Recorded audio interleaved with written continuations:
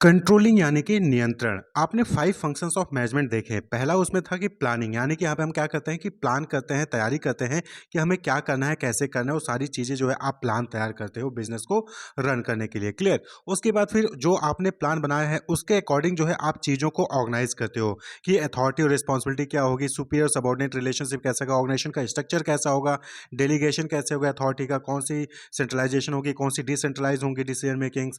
Clear. उसके बाद आता है स्टाफिंग, यानी कि जो आपने ऑर्गेनाइजेशन स्ट्रक्चर क्रिएट किया उसमें जो भी डिफरेंट वैकेंट पोजीशंस हैं उन पोजीशंस को फिल करने के लिए आप ह्यूमन रिसोर्स को जो है वहाँ पर एक्वायर करते हो, यानी कि recruitment, selection, training, development, compensation, ये सारी एक्टिविटीज़ को परफॉर्म करते हो।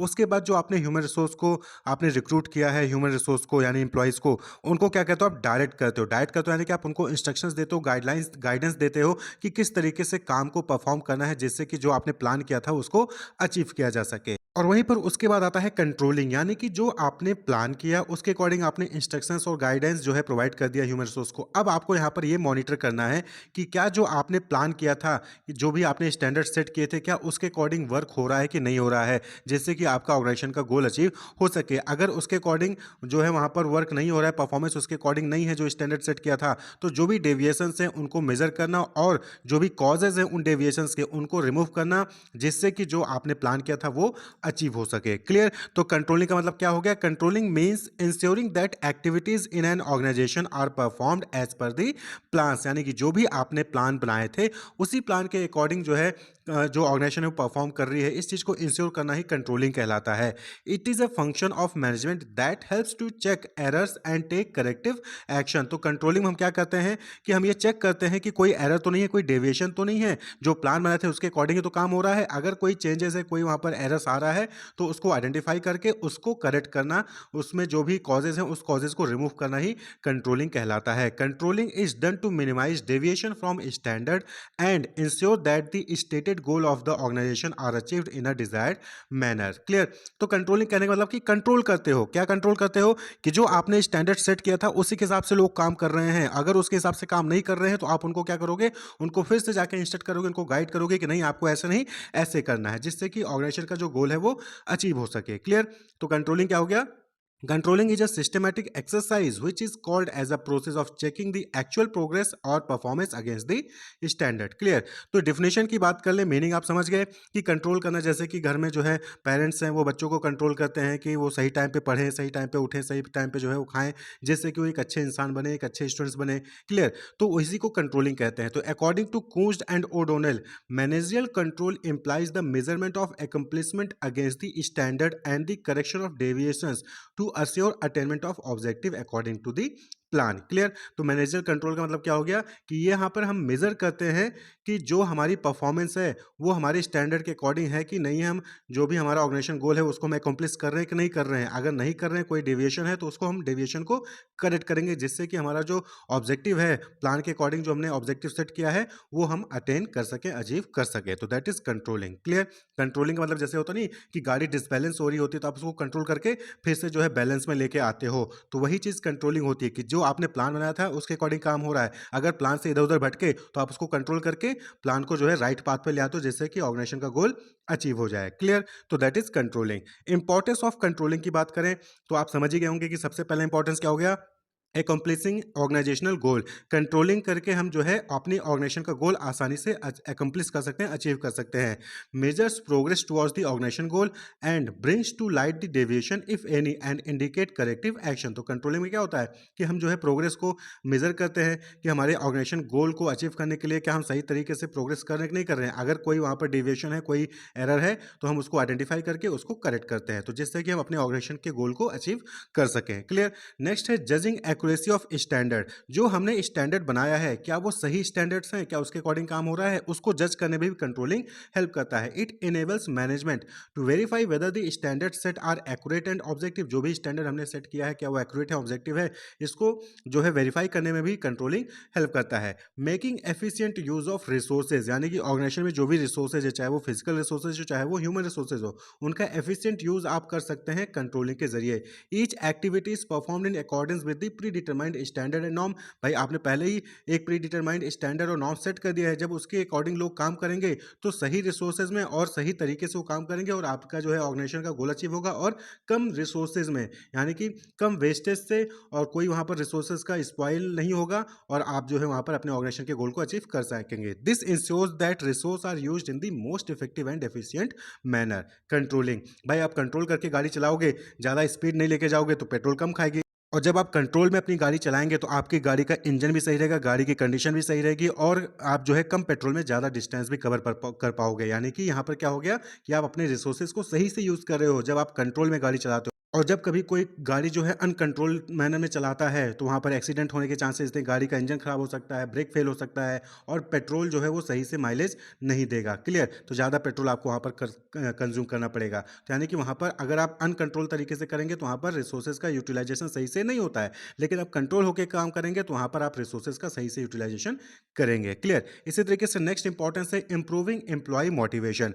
भाई बट ऑब्वियस होता है कि जब ऑर्गेनाइजेशन का गोल अचीव होगा तो वहाँ पर क्या होगा कि ऑर्गेनाइजेशन का गोल अचीव होगा तो एम्प्लॉय को भी वहाँ पर बेनिफिट मिलेगा, उनका मोटिवेशन भी वहाँ पर इंप्रूव होगा। इसके साथ साथ जब एम्प्लॉय को आप ऑलरेडी बता के रखोगे कि आपको कैसे काम करना है, यानी कि पहले से आपने स्टैंडर्ड सेट करके रखा है, उस स्टैंडर्ड के अकॉर्डिंग जब वो काम करेंगे तो उनकी परफॉर्मेंस भी अच्छी होगी और जिसकी वजह से उनको अप्रेजल मिलेगा।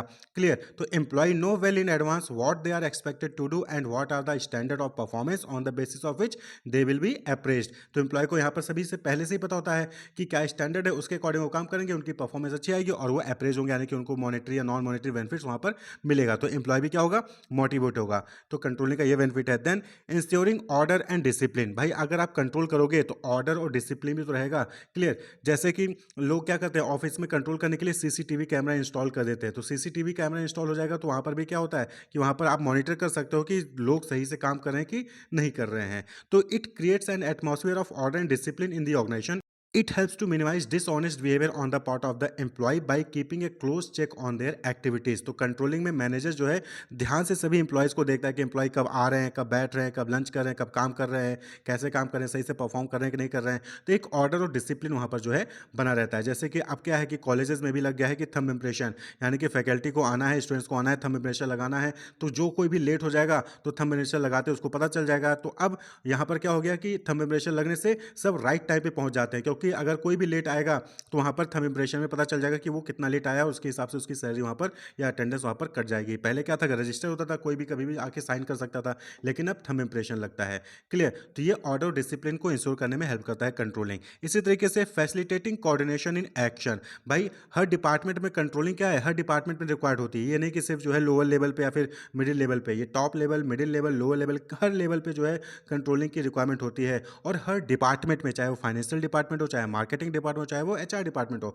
हर डिपार्टमेंट में कंट्रोलिंग फंक्शन परफॉर्म किया जाता है। तो जब सभी डिपार्टमेंट जो है प्री डिटरमाइंड स्टैंडर्ड के अकॉर्डिंग जो है वहाँ पर काम करेंगे तो वहाँ पर क्या होगा, कोऑर्डिनेशन होगा। Each department and employees is govern by pre determined standard which are well coordinated with one another. This ensure that overall organizational objective are accomplished. Clear? तो कंट्रोलिंग के जरिए आप जो सभी डिपार्टमेंट में प्री डिटरमाइंड स्टैंडर्ड के साथ जो है वहाँ पर फंक्शंस परफॉर्म होते हैं, और अगर कोई डिविएशन होता है तो वहाँ पर आप जो है कंट्रोल करके उसको करेक्ट कर सकते हैं, जिससे कि सभी डिपार्टमेंट आपस में कोऑर्डिनेट करेंगे और जो ऑर्गेनाइजेशन का प्री डिटरमाइंड गोल है उसको वो अचीव कर सकते हैं। तो that is the importance of controlling. बात कर ले लिमिटेशन ऑफ कंट्रोलिंग की, तो देखिए बट ऑब्वियस बात है कि जैसे स्टैंडर्ड सेट करने की बात होती है तो कुछ क्वांटिटेटिव स्टैंडर्ड्स ऐसे होते हैं जिसको सेट करना डिफिकल्ट होता है। Difficulty in setting quantitative standard, जैसे कि एम्प्लॉय का मोरल, आप इसको जो है क्वांटिफाई नहीं कर सकते हो, जॉब सेटिस्फैक्शन क्वांटिफाई नहीं कर सकते हो, तो इसको कंपेयर करना है, फिर इसको मेजर करने में जो है वहाँ पर प्रॉब्लम आती है। Little control on external factor, जैसे कि टेक्नोलॉजी चेंज हो गई, तो अब टेक्नोलॉजी चेंज हो जाती है तो उसकी वजह से जो आपने पहले से कुछ प्लान किया रहा होगा वहाँ पे क्या होगा, उस पर जो है अफेक्ट पड़ता है, उस पर जो है नेगेटिव इम्पैक्ट पड़ सकता है, तो इसको आप कंट्रोल नहीं कर सकते हो। क्लियर? तो यहाँ पर लिटिल कंट्रोल होता है एक्सटर्नल फैक्टर्स पे, ये भी जो है लिमिटेशन है। नेक्स्ट है रेजिस्टेंस फ्रॉम एम्प्लॉय। अब सपोज कि आप जो है एम्प्लॉयज़ को मॉनिटर करने के लिए अपने ऑर्गेनाइजेशन में सीसीटीवी यानी कि क्लोज सर्किट टेलीविजन ये आप लगवाना चाहते हैं, तो वहाँ पर क्या होता है कि एम्प्लॉय रजिस्टर कर देते हैं कि नहीं हम सीसीटीवी नहीं लगवाएंगे, सीसीटीवी में हमारी प्राइवेसी वहाँ पर जो खत्म हो जाती है, या फिर हम थंब इम्प्रेशन मशीन में जो है वहाँ पर नहीं चाहते, हम रजिस्टर में साइन करना चाहते हैं। तो कई बार जो है आप कंट्रोल करने के लिए वहाँ पर कोई चीज़ इंप्लीमेंट करना चाहते हैं लेकिन जो एम्प्लॉय हैं वो रजिस्टर कर देते हैं, तो ये भी जो है लिमिटेशन होता है। They see it as a restriction on their freedom, उनको लगता है कि उनके ऊपर रेस्ट्रिक्शंस लगाए जा रहे हैं, इसलिए वो क्या करते हैं, रजिस्ट करते हैं, जैसे कि employ might object when they are kept under strict watch with the help of close circuit television. तो सीसीटीवी के जरिए आप उनको हमेशा देख सकते हो कि कौन बैठा है, कौन काम कर रहा है, तो उनको लगता है कि उनके ऊपर रेस्ट्रिक्शंस ज़्यादा हो रहा है तो वो रजिस्ट करते हैं। तो इसलिए कंट्रोलिंग में जब एम्प्लॉय रजिस्ट करते हैं तो वहाँ पर भी जो है प्रॉब्लम आती है।